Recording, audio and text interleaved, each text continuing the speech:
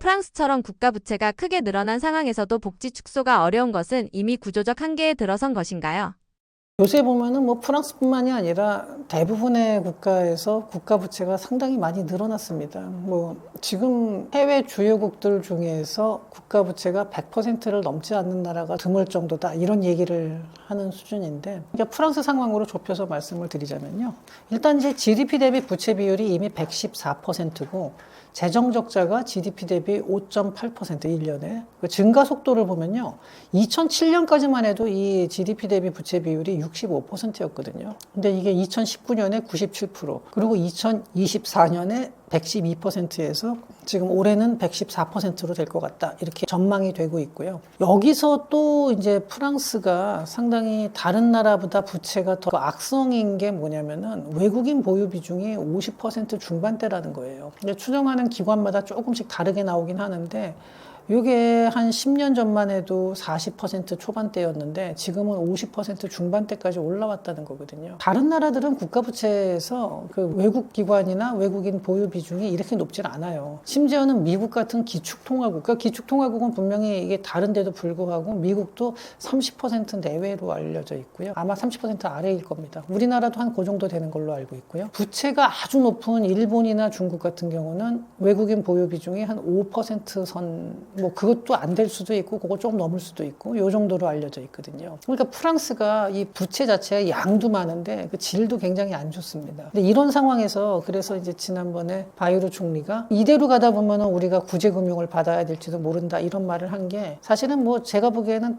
단기간에 그럴 일은 벌어지지 않을 것 같음에도 불구하고 이걸 이제 바꿀 수 있는 여지가 없다는 거예요. 이걸 바꾸려고 그러면은 방법은 단 하나, 그러니까 가장 쉽게 떠오르는 거는 긴축을 해야 되는데 이 긴축을 사람들이 받아들이겠냐 하는 거죠. 그래서 이제 그렇게 극단적인 표현을 써가면서 이제 긴축안을 제시를 하고 그 예산안을 제출을 했는데, 그리고 자기 자리를 걸고 신임 투표를 했는데 그건 뭐 결과가 너무나 뻔했어요. 너무나 압도적으로 불신임이 되면서 총리가 해임을 됐죠. 근데 지금 프랑스가 이렇게까지 가게 된 거는, 그러니까 물론 고령화가 가장 큰 원인 중에 하나고요. 그리고 고령화가 됐다 하더라도 경제 성장이 빠르게 되면은 이 GDP 대비, 그러니까 GDP 대비 부채 비율이니까 GDP가 많이 올라가면은 이 부채 비율은 떨어지거든요. 근데 GDP는 별로 성장 못 해요. 그런 와중에 지출은 계속 늘어나가는 거고, 그러고도 지금 상태에서 그럼 앞으로 줄일 거는 잘 안 보이는데 늘릴 건 확실히 보여요. 군비를 늘려야 돼요. 지금 방위비 부담은 확실히 늘어나거든요. 이렇게 되니까 참 답이 없는 상황인데, 지금 프랑스가 이게 정치 구도를 보면요. 지금 현재 그 마크롱 대통령이 이끌고 있는 당이 르네상스라는 당인데, 여기 이게 과반수가 안 되기 때문에 연정을 하는데 그 연정 이름이 앙상블입니다. 여기가 근데 이 앙상블 자체가 또 과반수가 이번에 이제 실패했죠. 그리고 우파, 강력한 우파로 얘기 나온 극우라고 불리는 국민연합이 있죠. 르펜이 이끄는. 그 다음에 이제 좌파 쪽에서는 신인민전선이 좌파 연합인데, 이 신인민전선의 핵심은 그 멜라숑 대표가 이끄는 그 굴복하지 않는 프랑스라는 당입니다. 당 이름도 상당히 강하죠. 굴복하지 않는 프랑스. 근데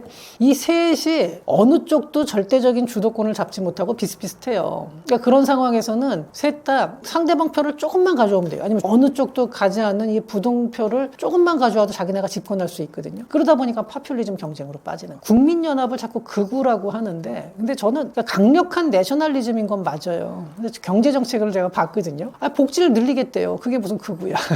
극우라는 표현이 맞는 건지 모르겠어요. 그냥 강한 내셔널리즘, 강한 민족주의, 이렇게 보는 게 좀 더 그런 표현이 맞는데, 자, 우리나라 언론에서는 극우라고 하니까 저도 뭐 그 표현을 따르겠습니다만, 그러니까 셋 다 계속해서 나와요. 근데 막상 자기네가 집권하면은 이렇게 하면 큰일 나거든요. 그러니까 집권당의 인기가 금방 떨어질 수밖에 없어요. 원래 마크롱 대통령도 약간은 이제 진보 성향이었는데 대통령이 되고 난 다음에 운영하는 과정을 보면 오히려 중도 보수 쪽으로 와 있거든요. 그러니까 운영한 내용 보면은. 그러니까 그러다 보니까 뭐 또 좌파 쪽에서는 프랑스 재정이 이렇게 망가진 게 마크롱 대통령이 기업에 대해서 감세를 했기 때문이다. 실제 법인세 낮추고 뭐 이렇긴 했거든요. 근데 만약에 그렇게 안 하면은 기업들이 그럼 더 성장이 떨어지고, 저거 신인민 전선에서 얘기하는 것처럼 막 부유세 거두고 그럼 부자들이 떠나요. 또 유럽은 떠나기도 쉽지 쉽잖아요. 그러다 보니까 이거는 부유세 도입하고 막 세금 올리잖아요. 그리고 상속세 높이고 이러면은 부자들이 다른 나라로 옮기는 거는 프랑스뿐만 아니라 과거에 스웨덴도 그렇고 다른 나라에서도 흔히 나타나는 현상이거든요. 그러니까 그거 부유세 다시 또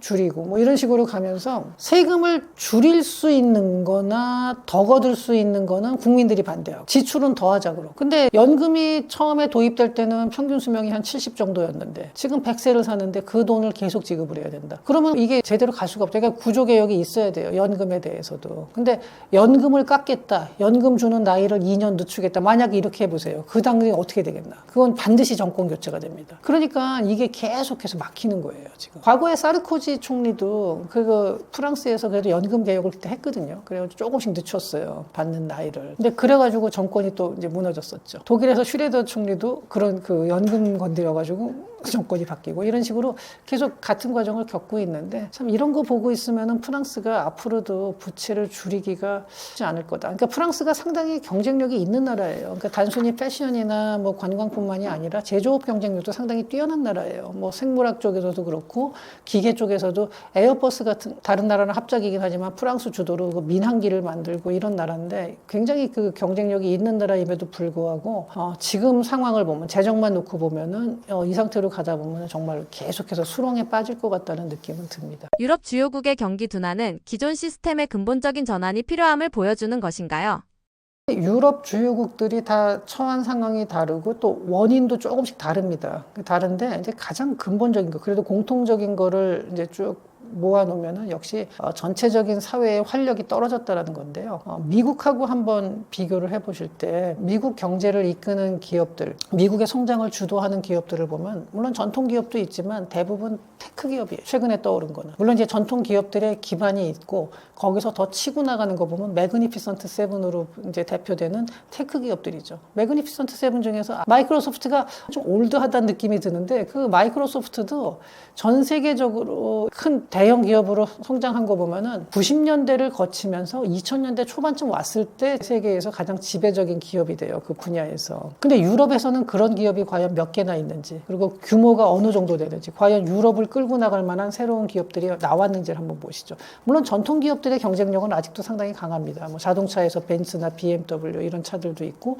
이탈리아의 뭐 람보르기니, 뭐 페라리 이런 차들 보면은 정말 세계 최고 수준이긴 하죠. 그런데 그런 기업들이 유럽을 갖다가 지금 계속해서 성장을 끌고 나갈 만큼 성장을 하고 있는지. 물론 이제 영국의 아스트라제네카라든지 몇 개가 있어요. 네덜란드의 ASML 이런 기업들도 있고 뭐 한데, 그런 기업들이 정말로 지금 현재 유럽을 끌고 나갈 만한 주도적인 기업으로 메인스트림에서 이제 끌고 나갈 만한 그런 규모가 되느냐 봤을 때 그렇지가 않거든요. 그러니까 이런 면에서 여기서 이제 격차가 벌어지는데, 저는 이렇게 된 원인이 뭐 여러 가지가 있겠습니다. 여러 가지가 있겠지만 가장 큰 거는 역시 이제 디지털 전환에 실패를 했고, 그 다음에 그 고령화 영향도 좀 있었어요. 그러면서 재정이 어려워지다 보니까 신산업에 대한 투자가 쉽지 않았고, 그리고 미국 같은 경우는 그 새로운 산업의 기업이라든지 이런 데 보면 상당히 적극적으로 지원을 했는데, 유럽에서는 이제 그런 움직임이 별로 없었죠. 그리고 또 이제 기존 사업자에 대한 보호도 너무 강하게 한 것이 아닌가. 그 다음에 강성노조 뭐 이런 문제도 있고요. 프랑스 같은 경우는 사실 그 강성노조가 아주 악명이 높죠. 예, 뭐 이런 것들이 있고, 뭐 독일이나 영국은 프랑스만큼은 강성노조는 아니지만 거기서도 보면은 상당히 보수적이에요, 사회가. 미국에 비해서는. 근데 그런 것들이 조금 그 활력을 떨어뜨린 것이 아닌가 하는 생각이 듭니다. 그리고 이제 하나 추가하자면은, 이거는 좀 민감할 수도 있어서 저하고 생각이 다르신 분들도 많을 텐데, 좀 유럽이 과거에 미국에 비해서 비경제적 가치에 대한 비중을 많이 뒀어요. 그러니까 그게 구체적으로 말씀드리자면 환경이라든지 뭐 인권이라든지 뭐 여러 가지 이런 측면에서. 그래서 이탈리아가 물론 이제 선진국이고 잘 사는 나라지만 독일이나 프랑스보다는 그렇게 잘 사는 나라가 아니었음에도 불구하고 탈원전을 가장 먼저 한 나라입니다. 그런 나라인데, 그래서 이탈리아가 전기값이 지금 독일보다도 비싸요. 최근에는 모르겠어요. 최근에는 모르겠는데 한 몇 년 전까지만 해도 그랬고, 그 다음에 이제 뭐 여러 가지 각종 친환경 규제 그러면서 친환경 산업에 또 많이 투자를 하고, 독일도 뭐 탈원전을 했다 그러고 뭐 이렇게 하는데, 물론 중요하죠. 환경이라는 게 당연히 중요한 거고, 그 다음에 이민자들도 많이 수용을 했죠. 그래가지고 이민자들 들여와서 그들에 대해서 복지 비용을 주는 것도 굉장히 중요하고 필요한 일인데 세상의 모든 거는 저는 여기서 말씀드리는 게 제가 그런 것들도 경제의 활력을 떨어뜨리는 요인이 됐다 이렇게 말을 하면은 그럼 그걸 하지 말자는 얘기냐 이런 식으로 극단적으로 나오시는 분이 있는데 그게 아니라 그게 적정선이었는지 자기네가 감당을 하면서 성장을 해 나가면서 계속 지속 가능하게 갈 수 있는 선이었는지 아니면 그게 좀 과도했었는지 요건데 물론 이거에 대한 평가는 사람마다 다를 수 있고 정확하게 그럼 어디까지가 뭐 적정이고 어디부터 아니냐 이거는 아직은 뭐 잘 모르지만 그래도 저는 요새 유럽을 보고 있으면 그런 것들이 조금 과도했던 것이 아닌가. 정말로 그러면 우리는 경제 발전 필요 없고 그렇게 해서 그러면은 뭐 그런 가치를 더 중시하고 살겠다 그러면은 복지 혜택이라든지 경제적인 만족도는 줄여야 될 거 아니에요. 근데 그건 그대로 해줘. 그러면서 기업이나 어떤 산업 활동에 대해서는 악화시킬 수 있는 요인들에 대해서는 이것도 최대한 해야 돼. 이렇게 하면은 두 개가 동시에 갈 수가 없는 거거든요. 근데 유럽이 약간 그런 모순적인 모습들이 많이 보였어요. 그래서 이거는 상당히 제 주관입니다. 그러니까 이건 제가 절대적으로 맞다라기보다도 정말로 이게 적정선에서 했던 건지 아니면 좀 이쪽으로 과도하게 갔던 건지 여기에 대해서는 한번 유럽을 볼 때 이 부분을 좀 우리가 생각을 해봐야 될 것 같습니다. 기술과 산업에 강한 면모를 보인 유럽이 왜 디지털이나 신산업에서 뒤처지는 양상으로 가나요? 여전히 유럽은 지금 요새 좀 주춤한다 하더라도 그 제조업 경쟁력도 어느 정도 갖추고 있고 전통적으로 강한 산업들이 상당히 많이 있습니다. 우리가 이탈리아 같은 경우도 거기 제조업 별로 없지 않아 그러는데 안 그래요. 이탈리아가 패션이나 식가공 이런 것뿐만이 아니라 기계 산업도 상당히 그 수준이 높습니다. 다만 이렇게 대형 기업이 없는 거죠. 그게 문제인 거고 자동차도 보시면 알잖아요. 이탈리아 자동차 얼마나 그 최고급 차들이잖아요. 근데 문제는 이제 그게 다 소형 기업들이에요. 생각보다. 그 명성에 비해서 굉장히 소형 기업이고 나라를 끌고 갈 만한 그런 수준이 안 되는 거고요. 근데 그게 구조적으로 여러 가지 이유가 있습니다. 기업이 커지면은 받는 불이익이 너무 많아요. 이탈리아에서는. 그러니까 그런 것들이 이제 문제가 되는 거예요. 프랑스도 기업이 커지기가 좀 쉽지 않은 상황이고 물론 큰 기업들이 있다 하더라도 그런 것들이 이렇게 자주 나오질 못한다는 거죠. 지금도 잠재력은 충분하고 사회 구조에서 약간 뭔가 사회적 합의가 이루어지면은 언제든지 치고 나갈 수가 있죠. 유럽은 다시 과거의 명성을 회복할 수가 있죠. 근데 과연 지금 현재 그렇게 되겠느냐 하는 거죠. 국민들이 지금 프랑스의 사례를 보시면 알겠지만 당장 돈이 없는데 긴축하자 그랬더니 싫다. 그럼 뭐 어떻게 하겠다는 거예요? 후세대한테 짐을 다 떠넘기고 있는 거예요. 잔뜩 그 부채를 지고 있는데 우리 복지 더 해줘. 연금 줄이는 거 결사 반대. 이렇게 되면은 그러면서 방위비는 늘려야 돼요. 그러니까 이거 국민들이 어떤 선택을 하느냐인데 지금 유럽이 앞으로도 조금 쉽지 않겠다라는 생각이 드는 것 중에 하나는 이러한 사회 분위기가 바뀔 수 있는지 이제 그 부분에 대해서 제가 약간 회의적으로 보고 있는 겁니다. 지금 그렇다고 해서 유럽이 우리나라보다 못 사는 거 아닙니다. 여전히 잘 살고 유럽은 선진국이고 기술 경쟁력도 상당히 좋지만 점점 과거에 비해서는 약화되고 있는 중이라는 거예요. 그리고 그 흐름을 바꿀 만한 사회 분위기의 전환이 잘 보이지가 않는다는 거죠. 유럽에서 극우나 포퓰리즘 정치가 강세인 것은 단순한 정치 성향 변화가 아닌 먹고 사는 문제 때문이라고 봐야 하나요? 포퓰리즘이 강세인 게 여러 가지가 나라마다 조금씩 다른데 먹고 사는 문제도 있는데 몇몇 나라들은 사실은 이민자 문제가 굉장히 큽니다. 대표적으로 스웨덴 같은 경우인데 스웨덴이 우리가 알고 있기로는 굉장히 대표적인 복지국가잖아요. 근데 90년대 개혁을 통해서 사실은 물론 사회 안전망은 여전히 강하고 복지국가인 건 맞는데 상속세도 없앴죠. 그리고 법인세 낮췄고 그런 식으로 하면서 스웨덴 같은 경우는 다시 경쟁력을 상당히 회복을 했고 덴마크가 이제 또 하나의 아주 좋은 사례인데 90년대 후반부터 2000년대 초반까지 플렉시큐리티 모델이라 그래서 개혁이라 그래서 그게 뭐냐면은 해고를 자유롭게 하고 그러니까 플렉서빌리티 대신에 사회 안전망을 높여가지고 특히 직업 훈련에 대한 투자를 엄청나게 했어요. 그러니까 시큐리티 그래서 플렉서빌리티하고 시큐리티를 합쳐서 플렉시큐리티 모델이라는 개혁을 했는데 그 개혁을 통해서 덴마크는 오히려 정규직 고용이 늘었어요. 해고가 쉬우니까 기업에서 뽑기도 많이 뽑는 거예요. 해고된 사람들은 직업 훈련을 더 제대로 받아요. 아주. 그래서 오히려 더 인적 자원도 높아지고 그러니까 이게 선순환이 된 거죠. 스웨덴 같은 경우도 그랬는데 제가 지금 이거 포퓰리즘 얘기를 하다가 좀 엉뚱한 얘기처럼 들리겠지만 여기서 한번 스웨덴하고 덴마크가 갈리는 걸 보시면 나타나는데 스웨덴은 그때 이민자를 엄청나게 받았고 덴마크는 안 받았어요. 난민들에 대해서 구호 활동을 하고 돈으로 지원하는 거는 덴마크가 굉장히 많이 내요. 그러면서 받아주질 않아요. 도시에. 굉장히 폐쇄적입니다. 덴마크는. 자기네 나름대로. 더군다나 덴마크는 늘 사회당이 집권을 하는데도 불구하고 그 사회당 자체가 난민 받아주고 이민자 수용하는 거에 대해서 엄청나게 폐쇄적이에요. 그리고 스웨덴은 반대로 갔죠. 스웨덴은 난민들을 굉장히 많이 받아줬습니다. 그래가지고 스웨덴에 보면요. 난민들이 처음에 들어왔을 때는 아무래도 좀 이제 소득이 낮고 이러다 보니까 자기네들끼리 몰려 사는 지역, 약간 빈민가죠. 스웨덴 내에서.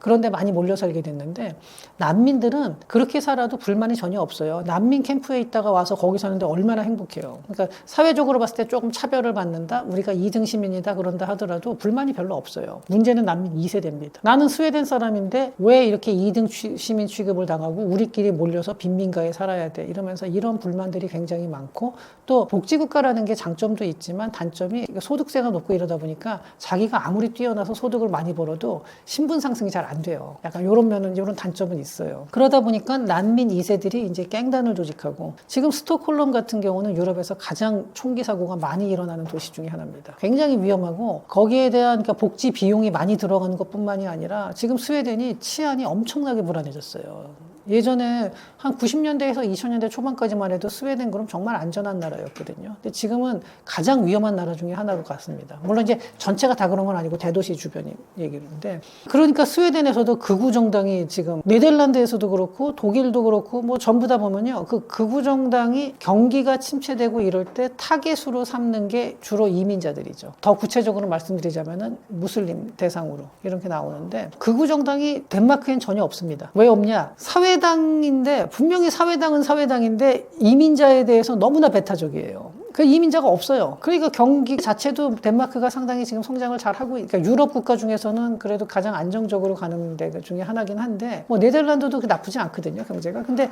네덜란드에서는 그런 극우 정당이 나오는데 덴마크에서 안 나오는 거는 이민자가 없어요. 그러니까 이런 걸 보면요, 파퓰리즘이 강세인데 이게 정치 성향 변화하고 먹고 사는 문제가 합쳐진 겁니다. 그러니까 경기가 썩 좋지 않은 상황이다 보니까 그 탓을 돌리는데 그 탓이 지금 이민자를 향해서 가고 있는 거고요. 그러면서 아까 프랑스 같은 식으로 파퓰리즘이 많아져요. 파퓰리즘이 많아지는데 그 파퓰리즘이라는 게 하나가 두 가지로 크게 가는데, 하나는 돈 쓰는 거하고요, 하나는 타겟을 정하는 거예요. 내가 욕할 타겟을 하나 정해서, 이것도 하나의 파퓰리즘이죠. 이런 것들이 합쳐지는 겁니다. 그리고 그 좌파 정당 쪽에서, 진보 정당 쪽에서는 그 파퓰리즘으로 누구를 하느냐, 그 나라의 부자들을 대상으로 하는 거죠. 공격 대상. 그 부유세를 걷어야 된다. 저기다 중과세 해야 된다. 이런 식으로. 양쪽에서, 그러니까 지금 유럽은 이게 아주 극단적으로 가고 있는 상황이죠. 우리나라는 그 이민자 문제가 아직까지 심각하지는 않은데, 요거 한번 우리나라도 미리 대비를 해야 돼요. 그러니까 이민자 2세들이 사회에 잘 동화돼서 건전한 사회 구성원으로 잘 성장할 수 있게 이쪽에 신경을 많이 써야 됩니다. 우리나라도. 그나마 우리나라는 좀 아직까지는 다행인 게, 이 사람들이 어느 한 지역에 집단화되는 거는 조금 덜해요. 물론 이제 도시 전체에서 보면 이렇게 부분적으로는 있죠. 그것까지는 어쩔 수 없는데, 아직까지는 그 스웨덴 같은 식으로 그렇게는 안 가고 있고요. 근데 저는 그 특히 이민자 2세대들이 이렇게 똘똘 뭉치는 건 정말 위험해집니다. 그냥 이제 외국인들이 많이 들어오고 하다 보면 외국인 많이 사는 지역의 치안이 좀 안 좋아지는 거는, 그거는 일상적인 일이에요. 그러니까 우리나라도 그런 것들이 있긴 하지만 그 유럽만큼 그렇게 심각하지는 않거든요. 이 문제에 대해서는 정부에서 신경을 굉장히 많이 써야 될 문제고, 앞으로 장기적으로 우리가 같이 이제 끌고 나가야 될 문제 중에 하나입니다. 결국 우리나라도 이민을 받아들일 수밖에 없는 상황인가요? 자연스러운 현상이라고 보기는 하는데 조심스럽게 가야 돼요. 그러니까 지나치게 많이 오픈을 하게 되면요, 그 사람들이 들어와서 살 수 있는 데가 한 군데에 딱 몰리게 되잖아요. 그렇게 되면은 이게 사회 불만 세력으로 갈 가능성도 있고, 그렇다고 해서 그걸 인위적으로 여기저기 흩어놓을 수는 없잖아요. 그 사람들 너 저기 가서 살아, 뭐 여기 가서 살아, 이거는 뭐 전체주의 국가에서나 가능한 거죠. 그렇게 할 수는 없는 거기 때문에 상당히 좀 신중하게 하되, 그렇다고 덴마크만큼 저렇게 폐쇄적으로 가기는 좀 어렵고, 우리나라 사회에서는 또 필요한 부분도 있고 하니까, 이런 복지나 그러니까 이민자들을 어떻게 하는지, 사회학 같은 쪽에서는 제가 전문가는 아니지만 저는 이제 큰 흐름에서 봤을 때 담론 수준에서의 그 방향에 대해서는 한번 질문을 던져보고 싶습니다. 이건 사회에서 다 같이 한번 생각을 해보자. 그리고 우리 사회적 타협을 어떤 식으로 이루어 나갈지를 정치권에서도 그렇고 언론에서도 그렇고 좀 이렇게 사회적 합의가 필요한 상황이기 때문에 이 부분에 대해서 빨리 논의를 시작했으면 하는 생각입니다. 유럽의 상황으로 비추어 볼 때 한국도 복지에 재정을 쏟아붓는 정책이 과연 안전한 선택이라고 볼 수 있나요? 전혀 아니죠. 제가 왜 대부분의 질문에 대해서 이렇게 정확하게 이거다 저거다 딱 잘 말을 안 하는데 재정을 자꾸 확장하는 거에 대해서는 저는 굉장히 강하게 반대를 합니다. 우리나라의 GDP 대비 부채 비율이 아직은 낮은 편이에요. 그 OECD 국가 중에서 굉장히 낮은 편이긴 건 맞는데 우리나라의 인구 구조를 보면요. 이 빠른 고령화 속도 이거 생각을 해보면은 이게 우리 후세대, 앞으로 한 20, 30년 후에 가면은요, GDP 대비 부채 비율이 엄청나게 높아져 있을 겁니다. 우리나라가 지금 초고령 사회에 이미 진입했다고는 하지만, 우리나라 초고령 사회는 젊은 초고령 사회예요. 그러니까 65세 이상이면은 고령자로 치죠. 그리고 고령자 비율이 21% 이상이면은 초고령 사회라고 하는데, 65세하고 100세하고 같지가 않거든요. 그래서 보통 고령자도 나눠요. 75세 이상을 후기 고령층, 65세에서 74세까지를 전기 고령층. 그런데 우리나라는 전기 고령 층의 비중이 높은 초고령 사회입니다. 그러니까 아직까지는 비용이 많이 안 드는 사회예요. 여러분 보시면은 65세 정말 노인으로 보이시나요? 제가 어렸을 때는 65세면 진짜 할아버지였어요. 근데 지금 65세 보면 그 당시에 40대하고 큰 차이가 안 나 보일 정도예요.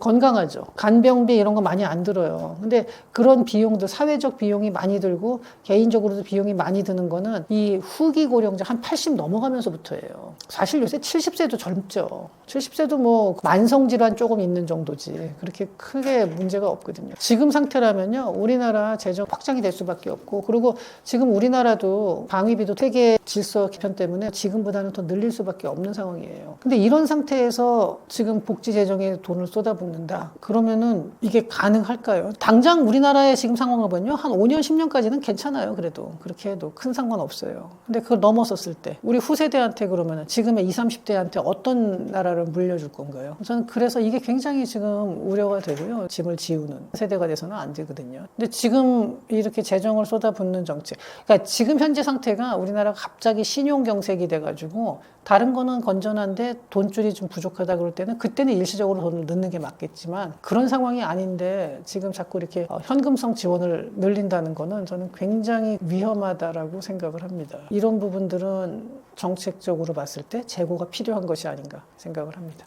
높은 환율이 지속되는 상황은 우리 경제에 어떤 부담을 주고 있나요?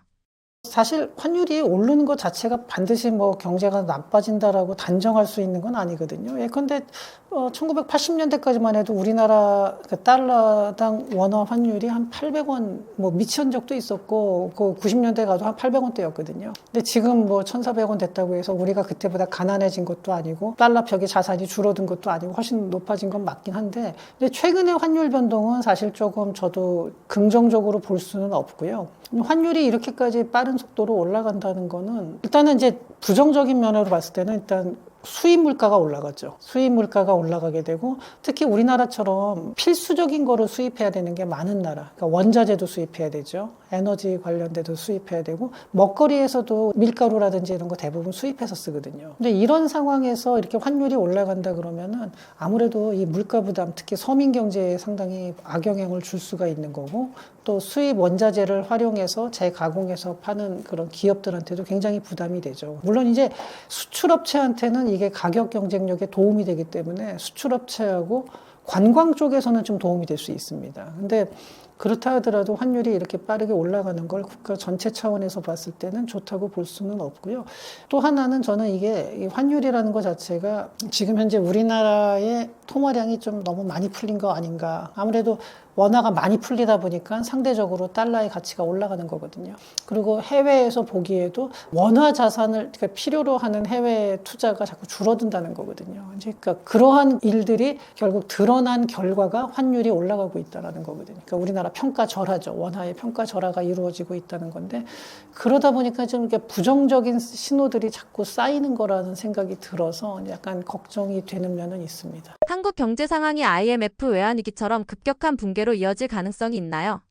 저는 그럴 가능성은 매우 낮다고 봅니다. 단기적으로는. 아주 장기적으로 뭐 10년 이렇게 본다 그러면 그거는 다른 얘기고 단기적으로는 그럴 가능성은 거의 없다고 보는데 그 이유가 뭐냐면은 97년도 그 외환위기 당시에 우리나라 달러 보유고가 정말로 뭐 몇백억 달러 이하 뭐 나중에는 30억 달러까지 내려갔었거든요. 근데 지금은 우리나라는 4천억 달러가 넘어요. 그러니까 그때랑은 규모가 이제 비교가 안 되죠. 그다음에 또 하나는 그 당시에는 우리나라가 그 무역 무역 수지 적자가 많이 나는 상황이었어요. 무역 수지 적자가 계속 누적되는 상황이었고, 지금은 무역 수지가 뭐 적자가 나는 적도 있지만 흑자도 또 많이 나고 전반적으로 흑자가 더 많거든요. 근데 이런 상황이기 때문에 그때처럼 급격히 붕괴할 가능성은 낮고, 여기다가 더 중요한 거는 90년대 후반엔 단기 차입, 해외에서 달러 단기 차입이 굉장히 많았어요. 지금 나이가 좀 드신 분들은 아시겠지만 종금사라는 게 있었죠. 종합금융. 그게 뭐 하는 데냐면은 주로 해외에서 달러로 차입을 해와요. 그러면은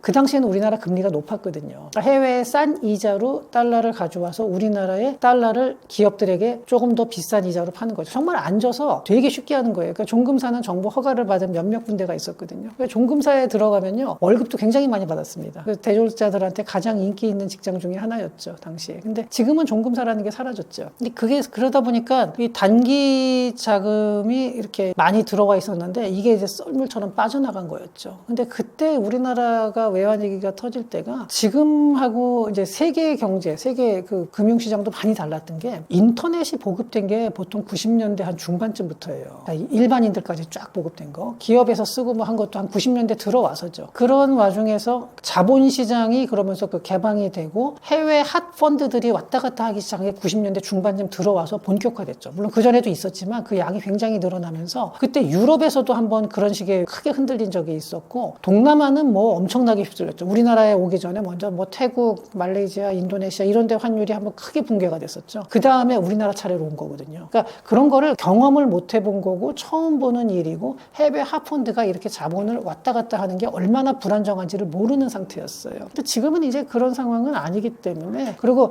우리나라의 달러 차입 구조도 단기 차입도 물론 많이 있습니다만 그때처럼 단기 차입 비중이 높지는 않습니다. 그러니까 우리나라가 경제도 많이 커졌고 차입 구조도 많이 다르게 하기 때문에 저는 그 당시와 같은 IMF 외환위기 이런 거는 단기간 내에 올 가능성은 거의 없다라고 봅니다. 현재와 같은 금리 환경에서 매출이 적은 개인 사업자의 연쇄적 부진이 경제 전반에 어떤 후폭풍을 낳을 수 있나요? 그냥 우리가 쉽게 뭐 언론에서 얘기할 때 자영업자 얘기를 많이 하잖아요. 근데 자영업자 숫자가 지난 10년 동안 많이 줄기는 줄었어요. 서서히 이렇게 줄어드는 추세이긴 한데, 이 자영업자의 몰락 뭐 이런 얘기들도 언론에서 많이 나오죠. 근데 그 원인은 두 가지입니다. 하나는 이제 저성장이 장기화되면서 자영업자들의 경기가 안 좋아진 것도 있고, 또 하나는 소비 패턴 자체가 바뀌었어요. 과거에 비해서 전자상거래의 비중이 굉장히 높아졌죠. 산업 분류상으로서는 무점포 소매업이라고 하는데, 그러니까 점포가 없이 한다 그래서, 그러다 보니까 오프라인 상에 있는 자영업자는 더 힘들어지는 거죠. 물론 이제 음식점 같은 경우야 뭐 와서 직접 먹어야 된다 하더라도 과거에 비해서 이제 배달이 많아지다 보니까 배달 수수료 부담도 있고, 또 이 와중에 전체적인 저성장이어서 소비는 그렇게 늘지 않는데 인건비도 많이 올랐거든요. 거기다가 원자재 비용도 많이 올랐어요. 그러니까 원자재라는 게 식재료죠. 이것도 이제 수입 물가가 오르면서, 근데 이 와중에 환율까지 오르고 금리까지 오른다. 대부분의 자영업자들이 할 때 빚을 한 푼도 안 지고 자기 돈으로 문을 여는 경우가 많지 않거든요. 그래도 대출을 어느 정도 끼고 하는데 매달 내야 되는 이자 비용도 올라가죠. 거기다 인건비 올라갔죠. 그 식자재 값도 올라가요. 가격을 그래서 물론 좀 올리긴 올렸지만 그 올라간 것만큼 다 올릴 수 있느냐 하면 또 그렇진 않아요. 이런 와중에 서서히 고령화되어 가고 소비 패턴도 바뀌고 이런 다양한 것들이, 그러니까 식당도 영향을 받는 게, 사람들이 뭐 물건을 사러 나왔다가 나온 김에 밥 사 먹고 이런 일들도 많은데 이제 그런 것들도 자꾸 줄어들게 되는 거거든요. 그러니까 지금 현재는 이 자영업자들은 조금 구조적으로 상당히 어려운 상황에 놓인 게 된 거죠. 그렇다고 금리를 무한정 낮추자니 지금 우리나라의 통화량이 너무 많이 증가해 있고, 그러니까 상당히 어려운 상황에 있는 거는 맞습니다. 저는 그래서 자영업자들을 어떻게 조금 이제 더 다른 쪽으로 전환할 수 있는 길이 좀 있어야 되는데, 그쪽에 대한 고민이 훨씬 더 필요할 것 같습니다. 환율 물가 불안 속에서 한국 경제는 이미 하강 국면에 들어선 것인가요? 아니면 일시적 둔화인 것인가요? 이미 장기 저성장이 시작이 됐다라고 보고요. 근데 이거는 어떻게 보면 그래요. 우리나라도 이제 선진국에 들어왔다라고 다들 인식을 하고 있죠. 이게 재밌는 게, 재밌다라고 표현하면 또 말이 좀 어색하지만 2000년대 한 중반쯤부터 이미 해외에서는 우리나라를 선진국이라고 말을 했어요. 제가 미국에 있어 다른 이제 사람들을 봤을 때 거기서 한번 우리나라 정책 보고서에 대해서 그런 질문을 하더라고요. 한국은 이미 선진국인데 왜 자꾸 선진국 사례 그러고 자꾸 그러면서 자기네들 자기네들이 선진국이라는 걸 인정을 못하느냐라는 그런 질문을 받은 적이 있었거든요. 근데 지금은 우리나라 사람들도 우리가 선진국이다. 그러니까 선진국에서는 약간 끝자락 이렇게 이제 생각을 하고 있죠. 지금 사실 객관적으로 봤을 때 그 정도죠. 선진국 중에서는 조금 아래쪽에 있다 이렇게 보고 있는데 선진국이 되고 나면은 경제 성장이 떨어지는 건 어쩔 수 없습니다. 과거처럼 뭐 5% 이상씩 계속 나간다는 건 그건 불가능한 얘기고요. 그러다 보니까 이제 약간 하강 국면으로 느껴지는 거는 맞는데 최근 들어서는 또 세계 공급망이 크게 분절화되어 가는 과정에서 우리나라가 더 타격을 받는 거는 우리나라는 수출 중심의 국가거든요. 무역 의존도가 굉장히 높은 나라예요. 그러다 보니까 우리나라가 더더욱 어려움을 겪고 있는 거죠. 그래서 저는 일시적인 둔화라기보다는 이미 구조적으로 장기 저성장 국면에 진입을 했다. 그래서 이러한 것을 이제 조금이라도 완화하기 위해서는 뭐 새로운 성장 동력을 좀 찾아야 되고 새로운 산업들이 자꾸 나오면서 스타트업들이 유니콘이 되고 뭐 이런 일들이 계속해서 일어나야 되는데 최근 보면 조금 경제 활력이 저하되고 있는 것 같아서 약간 우려스럽긴 하지만 어쨌든 그런 길을 뭔가 이렇게 기업 활력을 높일 수 있는 제도나 이런 것들이 좀 들어와야 되겠죠. 유동성은 확대되고 있지만 실물 경기는 회복되지 않는 상황에서 결국 가장 큰 부담을 떠안게 되는 주체는 누구인가요? 사실 뭐 전체 다죠. 전체 다인데 그 와중에서도 특히 더 어려움을 겪게 되는 사람들은 인플레의 충격을 가장 많이 받는 사람들이 누구냐 할 때 이거는 이제 현재 자산을 가지고 있지 못한 사람들. 그래도 자산을 가진 사람들은 인플레이션이 오고 이래도 그 자산 가격만큼은 적어도 유지가 되는 거거든요. 같이 올라가니까. 근데 이제 자산이 없는 사람들. 그 다음에 또 하나는 임금 근로자. 임금이 월급이 오른다 하더라도 정말로 그 다른 물가 상승률만큼 그만큼 그대로 반영이 되지는 못해요. 그 다음에 채권자들이죠. 돈을 빌려준 사람들은 이렇게 올라가고 나면 전에 빌려줬던 돈의 가치가 떨어지니까요. 정말로 변동금리를 확실하게 딱 해서 금융기관이라면 그 얘기가 다른데 개인들 간에는 또 그렇지는 못하거든요. 이런 사람들이 손해를 보는데 결과적으로 이렇게 보면요. 그냥 일반 서민들이 가장 큰 피해를 본다라는 게 아무래도 그렇게 되겠죠. 자산이 아주 많은 사람들은 뭐 오히려 이걸 통해서 더 이익을 볼 수도 있어요. 그렇지만 이제 일반 서민들은 더 어려움을 겪게 되고요. 예. 그 다음에 또 하나는 이렇게 되면은 세대 간에 이제 비교를 해보면은요. 현재 세대보다는 미래 세대가 더 큰 짐을 떠안게 됩니다. 이렇게 자꾸 물가는 상승하고 경기가 하락하는 과정에서 그 부담을 정부에서 자꾸 이렇게 재정정책으로 돈을 또 풀어서 일시적으로 경기를 부양한다든지 이렇게 됐을 때 그 빚은 나중에 누가 갚냐는 거죠. 그건 다 미래 세대의 몫이 되는 거거든요. 그래서 이런 상황에서 유동성을 자꾸 확대하는 거는 저는 좀 미래 세대에게 짐을 자꾸 더 주는 것이 아닌가 하고 좀 그런 우려가 있습니다. 평범한 일반 서민들은 이런 상황에 어떻게 대응해야 한다고 보시나요? 굉장히 이제 어려운 질문인데요. 사실은 아무리 일반 서민이라 하더라도 우리나라에서 보면은 자산이 전혀 없는, 아예 한 푼도 없는 사람은 별로 없고 월급을 받으면은 그래도 부분적으로 조금씩은 남거든요. 그래서 그런 자산들을 저는 좀 다양하게 투자하는 게 맞다고 봅니다. 그러니까 현금으로 가지고 있기보다는 적어 소액이라도 분산 투자. 그래서 현물 같은 경우는 제일 쉬운 게 이제 금이나 아니면 가상화폐 같은 경우도 하나의 투자 대상이 될 수 있고 그 다음에 해외 주식이라든지 뭐 국내 주식 중에서도 우량주 같은 경우 이런 식으로 하면서 좀 자산을 갖다가 한 군데 몰빵을 하지 말고 좀 다양하게 분산을 하는 게 가장 좋다고 생각을 하고요. 근데 이제 또 그렇게 말씀을 드리면은 그 서민들이 그렇게 돈이 많지도 않은데 어떻게 이렇게 나누냐 그러는데 그 없는 와중에서도 그러니까 비율로다가 좀 나눠서 투자하는 게 저는 그래도 위험을 좀 분산할 수 있는 길이라고 생각을 합니다. 안녕하세요. 저는 산업연구원의 조현승이라고 합니다. 제가 2002년부터 이제 산업연구원에서 근무를 했고 지금 제가 담당하는 제일 많이 하고 있는 분야는 고령화 관련입니다. 그래서 뭐 고령 친화 산업이라든지 고령화 관련된 여러 가지 그 일들을 제일 많이 하는데 국책연구소라는 데가 한 가지 일만 할 수 있는 건 아니고 다양한 일을 해야 되고 그러다 보니까 뭐 요즘 들어서 세계 공급망의 변화 이런 것들이 있을 때 저도 뭐 그 부분에 대해서 일을 계속 해야 되고 그 부분에 대한 업데이트를 많이 하게 됩니다. 그리고 요새 뭐 원자재 관련된 얘기도 뭐 제가 그쪽에 대한 보고서를 직접 쓰지는 않아도 여러 가지 이제 상황을 이제 다른 종류의 보고서를 쓰다 보면은 그런 얘기들 얘기들이 부분적으로 나오게 되기 때문에 그런 것도 많이 업데이트하고 세계 경제 뭐 현황에 대해서도 이제 많이 이제 지켜보고 좀 분석을 하고 있습니다. 그리고 마지막으로 이제 그 요새 여기저기서 나와서 하는 얘기들을 보면은 사람들이 유튜브 알고리즘도 그렇지만 자기가 원하는 것만 계속 듣게 되고 자기가 하나의 방향으로만 보게 되는데 그러다 보니까 균형 잡힌 시각이 잘 안 나와요. 그러니까 중국에 대해서 볼 때도 좋은 면만 쭉 모아놓고 나면은 중국이 곧 미국을 추월할 것처럼 보이고 나쁜 것만 쭉 놓고 나면은 중국이 곧 망할 것처럼 보이고 이렇게 보이는데 실제로는 그렇지 않거든요. 긍정적인 요소, 부정적인 요소가 다 섞여 있고 중국뿐만이 아니라 유럽도 마찬가지입니다. 뭐 모든 게 다 그렇고 뭐 미국도 그렇고요. 다 굉장히 강한 부분이 있고 또 굉장히 취약한 부분을 가지고 있어요. 우리나라도 그건 마찬가지고요. 근데 이렇게 있을 때 어느 한쪽만 쭉 모아놓고 나서 결론을 내린다 그러면은 이건 굉장히 그 잘못된 결론으로 빠질 수가 있어요. 그래서 다른 모든 거를 볼 때요. 장단점을 골고루 보면서 종합적인 판단을 하는 것이 그러한 노력이 요즘같이 이렇게 SNS나 유튜브 같은 게 자꾸 확산돼 가는 과정에서는 종합할 수 있는 그러한 시각이 더더욱 중요해지고 있다라고 생각을 합니다.